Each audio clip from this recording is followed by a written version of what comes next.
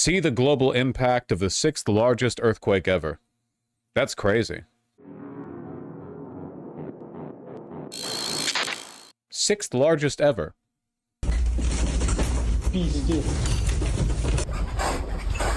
One of the strongest earthquakes ever recorded struck off the Russian east coast a few hours ago. The seals, or the sea lions, maybe? I can't really tell. Love them, though.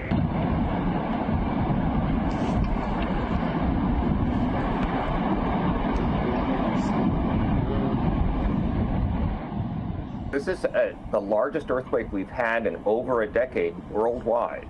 And it's among the top 10 earthquakes that have been measured by humans in the last century and a half. And so it's quite a large earthquake. What happens is that close by the earthquake and on the coastline of Kamchatka, the tsunami was probably quite enormous and damaging, but the coastline itself is very sparsely populated. Well, that's good. The main city in Kamchatka, about 150,000 people, is actually in a harbor that's somewhat protected from that. But when the wave that's set up there, again, this earthquake basically moves the seafloor upward by roughly a meter, a few feet, something like that. And that leads to a bulge of water that starts traveling across the ocean. Don't you give me your goddamn penis music. I didn't ask for it. Island Hokkaido, where people fled to the highest rooftops that they... Hokkaido, I believe. I could be wrong on my optimism here, but didn't we get real lucky? Like, for an earthquake this massive, it basically hit one of the most unpopulated areas on Earth, and it got hundreds and hundreds of miles for the tsunami to dissipate before it hit really populated areas.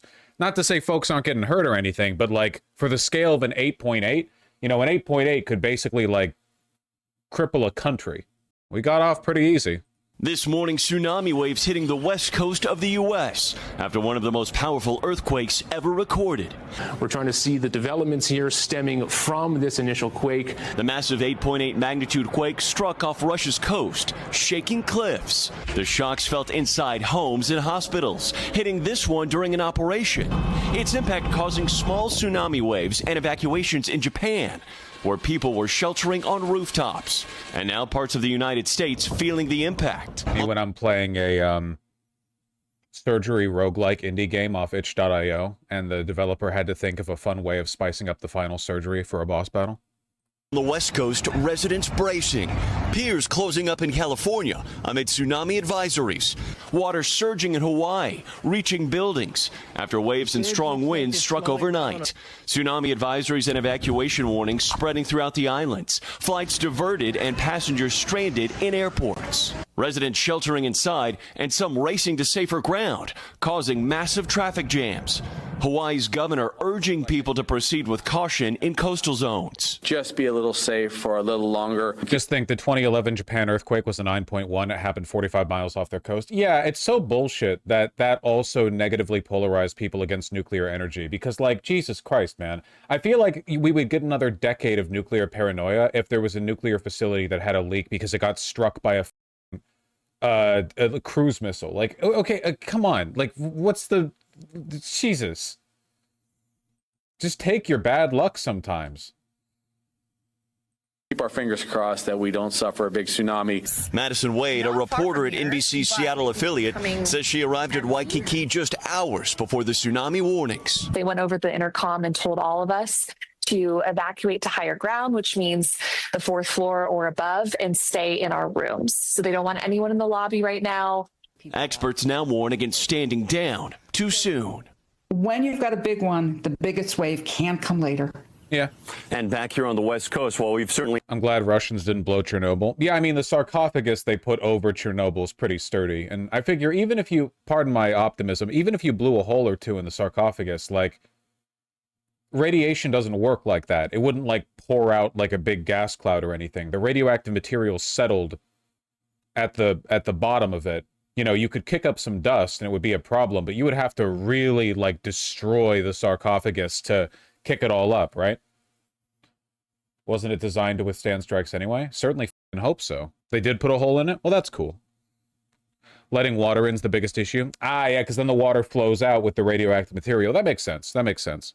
But it can be fixed, you know? It can all be fixed. Radiation isn't magic.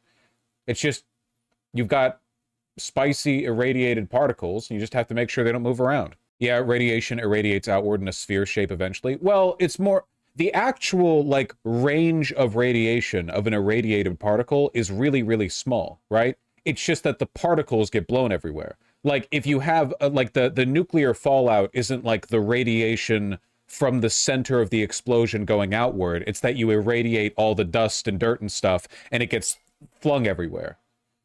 You know? But as long as you're not, like, right next to an irradiated particle, I think you're fine. Irradiated versus radiate.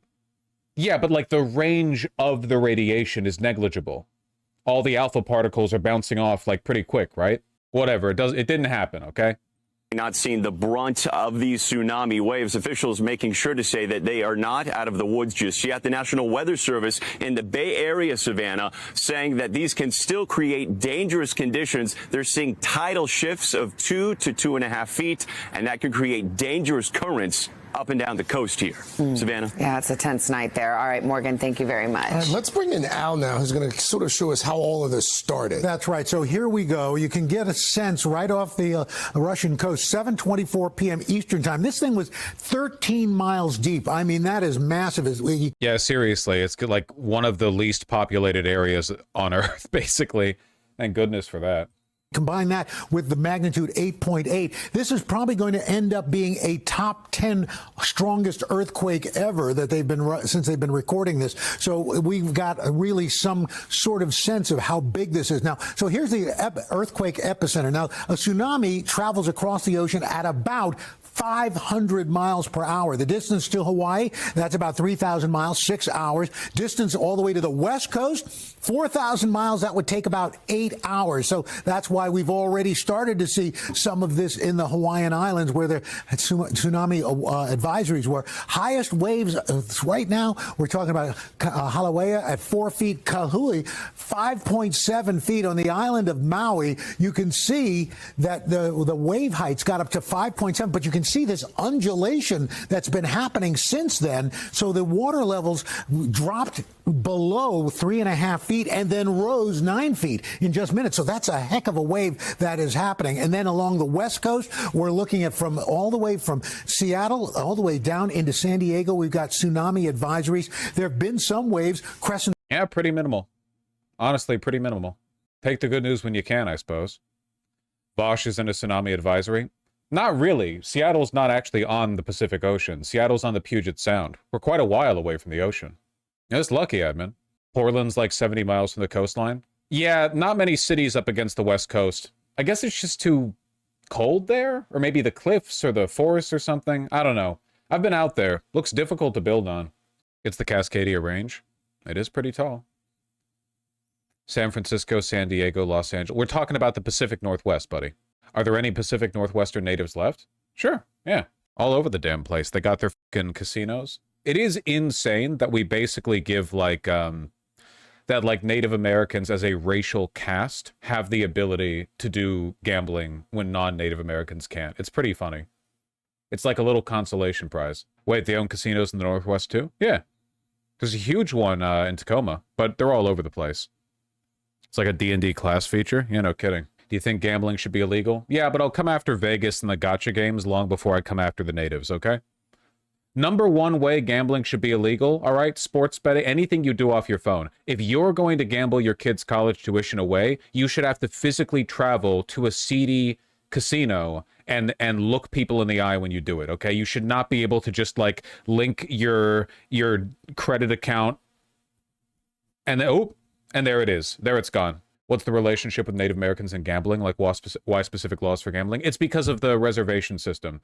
They're given semi-legal autonomy, like partial legal autonomy, and they're taking advantage of it by doing something that we can't do legally, which is set up casinos. It doesn't have anything to do with Native American culture. They're just taking advantage of a carved-out exception, you know? Which, I mean, get that bag. Hardly fair compensation for what we did to them, but, you know, whatever. Do profits of the casinos actually go to benefit the tribe? It depends on who owns the casinos. It's just people opening casinos. It's not necessarily done by the reservation, you know? just done by a guy. This analysis excludes the possibility of actually winning for real this time. Guy who's dropped $400 on Uma Musume. Yeah, I see you. PNW is the best beaches looks-wise. Yeah, I do kind of like the mournful look the Pacific Northwest has with its beaches. That's one of the things that I liked about Humboldt. You've got low rolling fog, temperamental weather, and big, rolling hills. It's very wet. It's very mossy. It's very moody. I like that, you know? Go 1,000 miles down south to Los Angeles, and, you know, it's classic SoCal weather. Also, this is the only kind of beach that I can go to for any length of time without getting a sunburn.